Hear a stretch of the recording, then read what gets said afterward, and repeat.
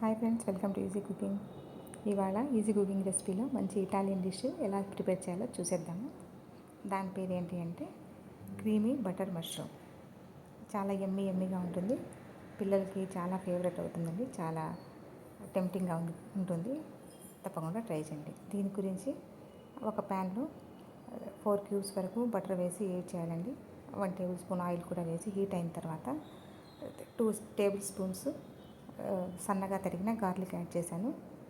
అది కొంచెం వేగిన తర్వాత ఒక చిన్న ఆనియన్ స్లైసెస్గా కట్ చేసి యాడ్ చేశానండి.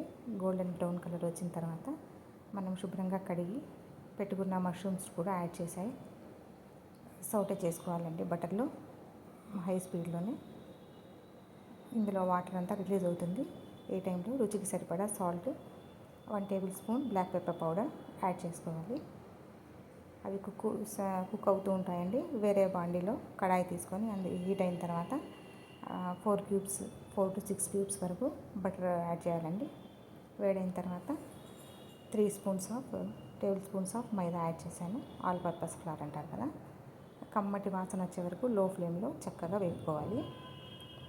తర్వాత కాచి చల్లార్చిన పాలను ఇలాంటి ఒక విస్కర్ హెల్ప్ తీసుకొని చక్కగా లంప్స్ లేకుండా మిల్క్ యాడ్ చేసుకుంటూ కలుపుకుంటూ ఉండాలండి.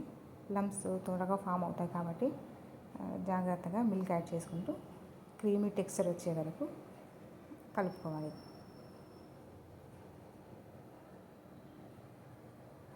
చూడండి, ఇలా వైట్ సాస్ మనం ప్రిపేర్ చేసుకోవాలి.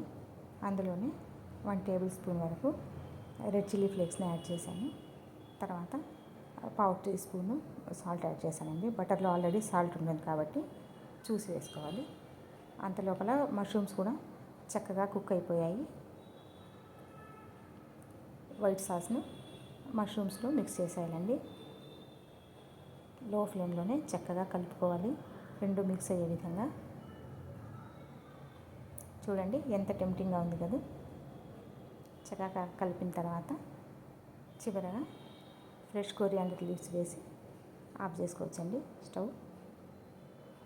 జీరా రైస్ కానీ, ఫ్లేవర్డ్ రైస్ కానీ, బటర్ నాన్, రోటీలో చాలా బాగుంటుంది. వెజిటేరియన్స్కి హై ప్రోటీన్ అని చెప్పుకోవచ్చు. నచ్చిందా? లైక్ చేయండి, అయితే షేర్ చేయండి, కామెంట్. Thank you.